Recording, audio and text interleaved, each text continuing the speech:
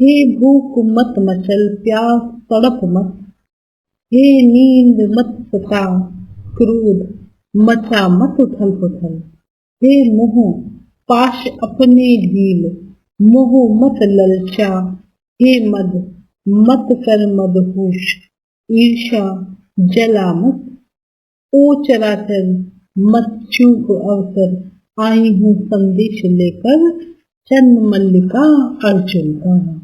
नमस्कार, ज्ञान सागर में आपका स्वागत है। आज हम कक्षा 11 की हिंदी पाठ्य पुस्तक आरोह भाग ए से हे भूख मत मचल को लेकर आए हैं। कविता कर्नाटक की प्रसिद्ध कवित्री अक्क महादेवी द्वारा रचित है, जिसका हिंदी अनुवाद केदारनाथ अग्रवाल जी ने किया है। महादेवी जी, अक्क महादेवी जी शिव की अन्य भक्त हैं और वो इंद्रियों पर नियंत्रण करने का संदेश देती हैं। वो कहती हैं कि हे भूख मत मचल, प्यास तड़प मत, कि भूख तुम मचल कर मत मुझे सता, और सांसारिक प्यास को कहती हैं कि तू मेरे मन में और पाने की इच्छा मत जगा।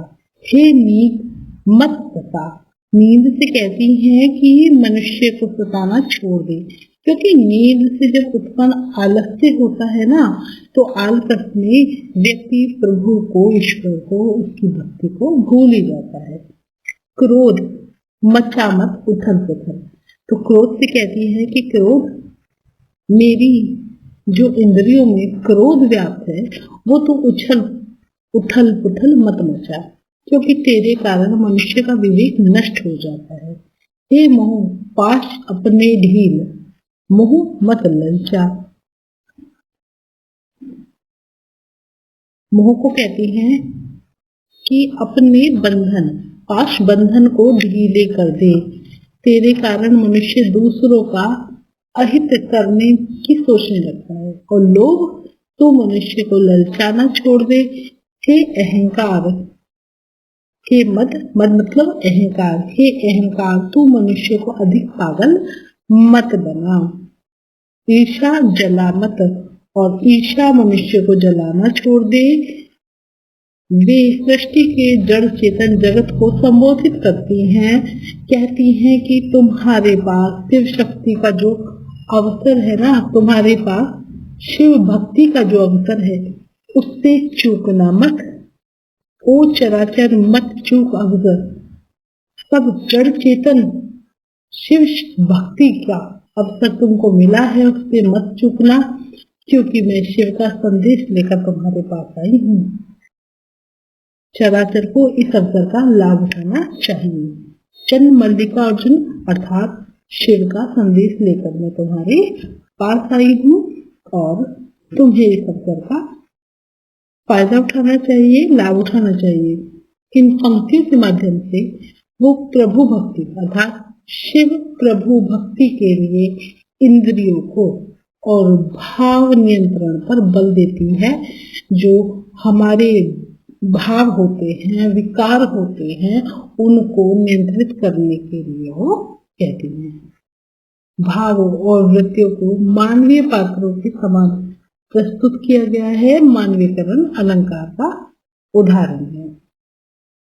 शांत रस का परिपाक है, बोली खड़ी है और संबोधन शैली है।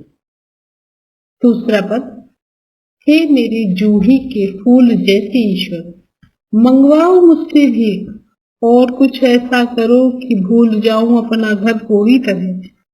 झोली फैलाऊं और न मिले भीख, कोई हाथ बढ़ाए कुछ देने के लिए तो गिर जाए, वह गिर जाए नीचे, और यदि मैं झुकूं उसे उठाने तो कोई कुत्ता आ जाए और उसे झपट कर छीन ले मुझसे।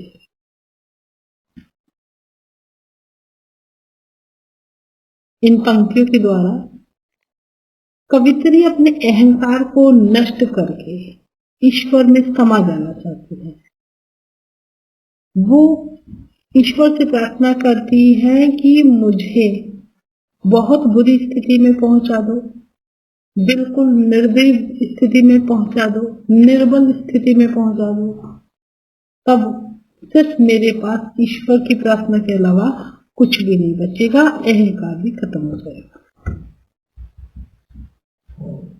वो ईश्वर से प्रार्थना करती हैं कि हे जूही के फूल के समान कोमल और परोपकारी ईश्वर, आप मुझे ऐसे ऐसे काम कराओ जिससे मेरा अहंकार, मेरा घमंड खत्म हो जाए, मेरा वो भाव ही खत्म हो जाए। मंगवाओ मुझसे भीख और कुछ ऐसा करो कि भूल जाऊं अपना घर पूरी तरह।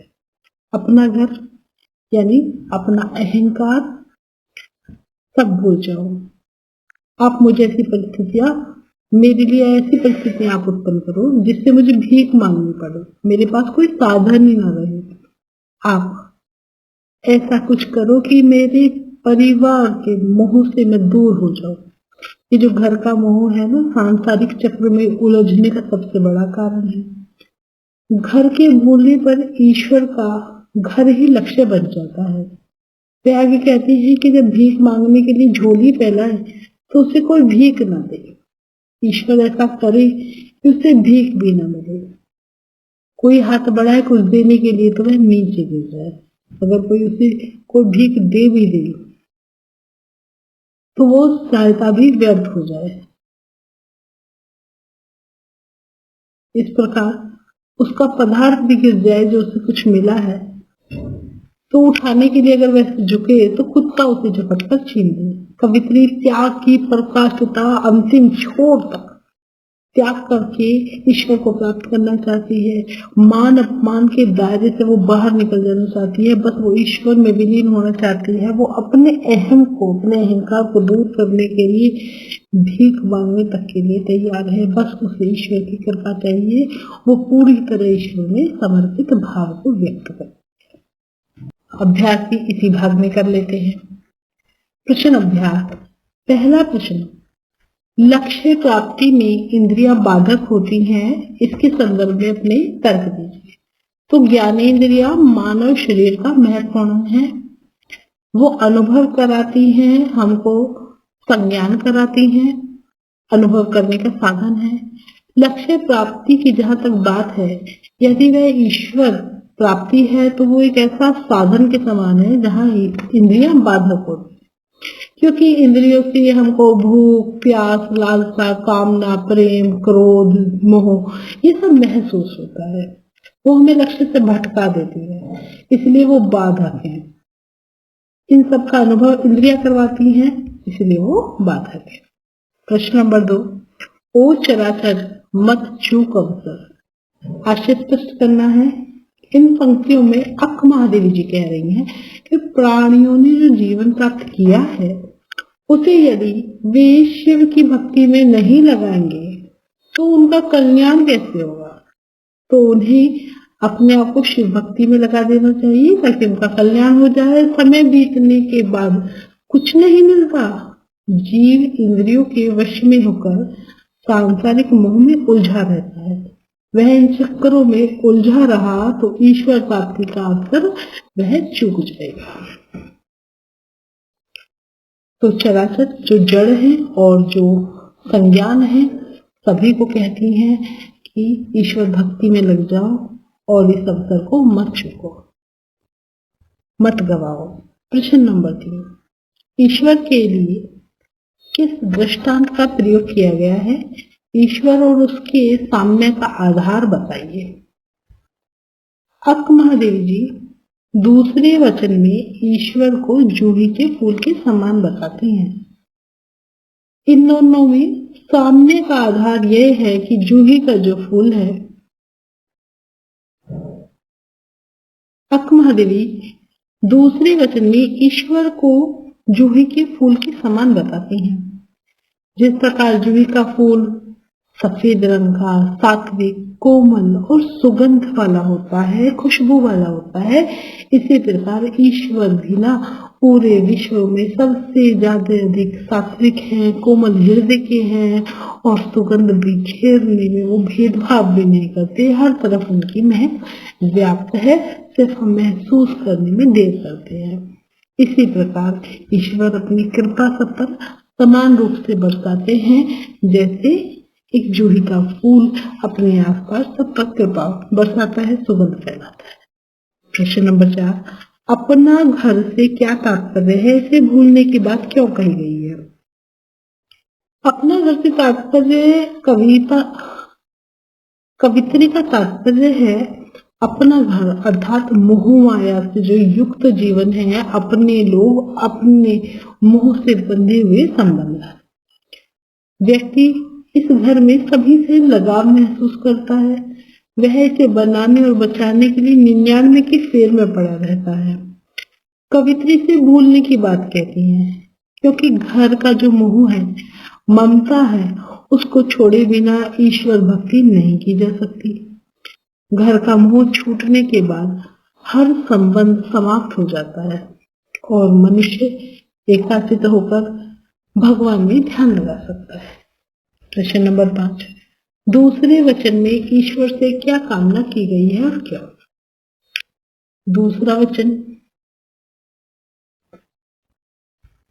दूसरे वचन में अक महादेवी ईश्वर से प्रार्थना करती हैं कि मुझसे भीख मंगवाओ, मेरी ऐसी दशा कर दो कि मुझे भीख भी ना मिले, और अगर मिले तो वो गिर जाए, कुत्ता उसे झपट कर खा जाए। ये सब कामना करने के पीछे कवित्री की स्वयं के अहंकार को शून्य बनाने की बात छिपी हुई है। वो अहंकार से, घमंड से, अहम से पूरी तरह दूर हो जाना चाहती है। जब हमें अपेक्षित किया जाता है, हमारा तिरस्कार होता है, हमें दुत्कारा जाता है, तो ऐसे व्यवहार से हम दुखी होते हैं और हम ईश्वर के अन्य भक्ति की ओर प्रवृत्त होते चले जाते हैं। अगला प्रश्न, क्या अक महादेवी को कन्नड़ की मीरा कहा जा सकता है? अक महादेवी को कन्नड़ की मीरा कहा जाता है। मीराबाई ने भक्ति में लीन होकर घर परिवार संसार मोह त्याग दिया था। ठीक ऐसा ही व्यवहार अक महादेवी ने भी किया था।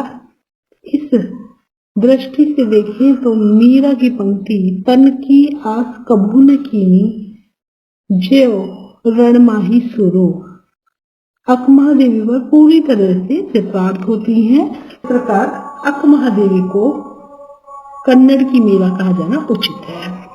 आशा है आपको वीडियो अच्छी लगी होगी, एक्सप्लेनेशन समझ में आए होंगे, प्रश्न उत्तर क्लियर रहे होंगे।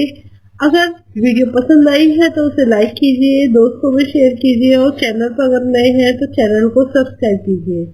आप जो हमें अपना प्यार दिखा रहे हैं, सहयोग कर रहे हैं, उसके लिए आपका धन्यवाद करते हैं, आभार व्यक्त करते हैं। आज के लिए इतना ही। बने रहिए ज्ञान सागर में। धन्यवाद।